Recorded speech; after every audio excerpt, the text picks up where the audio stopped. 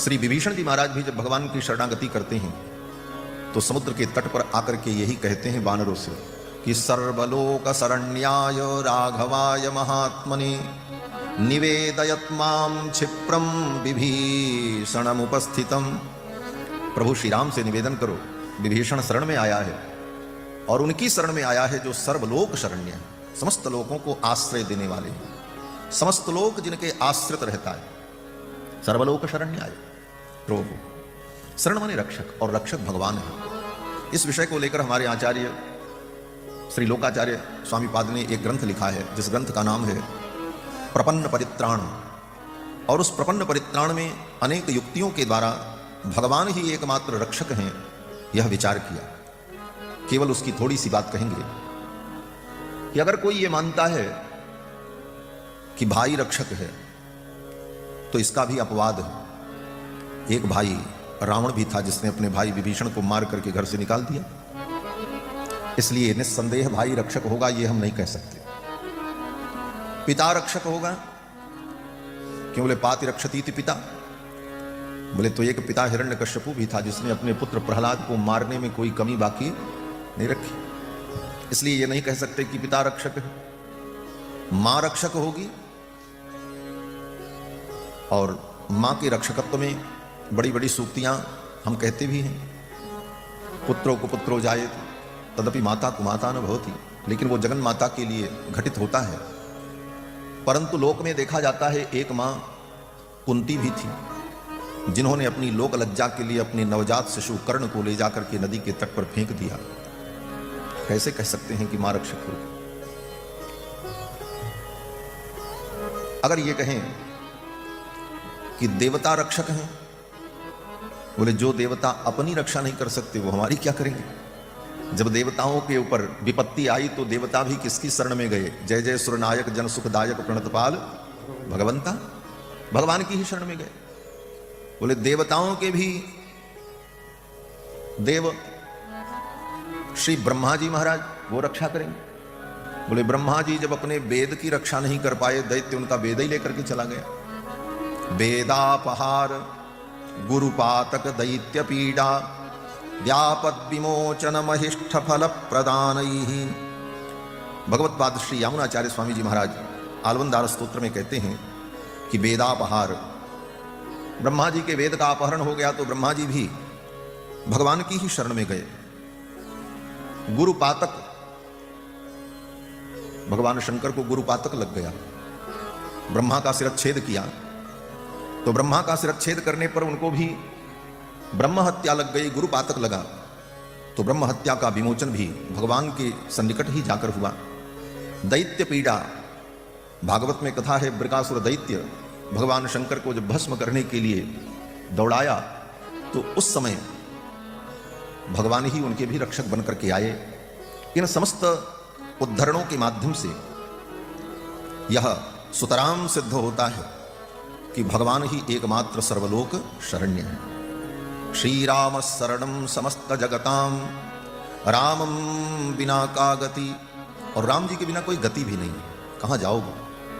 राम जी को छोड़कर, हरि को छोड़कर कहीं गए तो दुर्गति ही होगी, गति तो नहीं होने वाली। रामम बिना का गति रामेण प्रतिहन्यते कलिमलम रामाय कार्यं नमः। और राम जी की शरण में आने पर हमारे जीवन का जो कलिमल है, जो दोष है, वो समाप्त हो जाता है। फिर आगे कहते हैं रामाय कार्यम नमः, ऐसे राम जी को नमस्कार करो। राम जी को और कुछ नहीं चाहिए। श्रद्धा से कोई भगवान को प्रणाम कर ले, इतने में ही भगवान प्रसन्न हो जाते हैं। इसीलिए वेद ने कहा नम उक्तिम विधेम। ये नम उक्तिम क्या है? नम उक्तिम का मतलब शरणागति। भगवान को ही रक्षक मानकर हम उनको प्रणाम कर लें, इतना ही पर्याप्त है। रामाय कार्यं नमः। और भगवान को प्रणाम करने का फल कितना है? ये प्रणाम भक्ति बड़ी विलक्षण भक्ति है। श्री यामुनाचार्य स्वामी जी महाराज कहते हैं कि त्वदीय मुद्दिश्य कदापि केनचित्, त्वदीय मुद्दिश्य, हे प्रभु आपको उद्देश्य करके, कदापि कभी भी, केनचित् किसी भी व्यक्ति के द्वारा, यथा तथा वापि जिस किसी भी प्रकार से कृतांजलि ही प्रणाम कर लिया जाए तो तदैव मुष्णात्यशुभान्य शेषतः, उसी समय उसके सारे अशुभ समाप्त हो जाते हैं। शुभानि पुष्णाति न जातु हीयते, और उसके जीवन में शुभ का आगमन हो जाता है। एक बार भगवान को प्रणाम कर लो, यथा तथा वापि, वो भी जैसे तैसे। त्वदीय उद्देश्य कदापि, कभी भी। ये कदापि का अर्थ है, और लोगों को तो प्रणाम करने का समय होता है। कोई विशिष्ट व्यक्ति हो और रात के 2 बजे आपका मन करे कि हम उनको प्रणाम करें, और आप प्रणाम करने जाओ, भगा दिए जाओगे, ये रात में प्रणाम करने आए हो, ये प्रणाम करने का समय है। लेकिन भगवान को बोले रात के 2 बजे आपकी नींद खुल जाए तो बिस्तर पे पड़े पड़े ठाकुर को प्रणाम कर लो, रामाय नमः, ठाकुर स्वीकार कर ले। कदापि केनचित, कोई भी व्यक्ति, दीनहीन मलिन कोई भी हो, यथा तथा वापि, जैसे तैसे भी प्रणाम कर ले। सकृत कृतोंजलि ही, एक बार भगवान के लिए अंजलि मुद्रा बना ले। अंजलि परमा मुद्रा क्षिप्रम देव प्रसादिनी, ये अंजलि मुद्रा बड़ी विलक्षण मुद्रा है।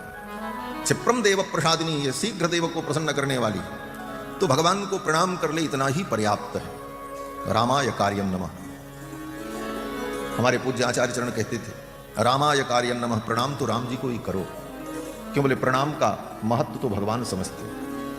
दुनिया तो बड़ी विलक्षण है, दुनिया को प्रणाम करो तब भी अच्छा नहीं, ना करो तब भी अच्छा नहीं। बार बार प्रणाम करो तो व्यक्ति समझता है ये तो दीनहीन है,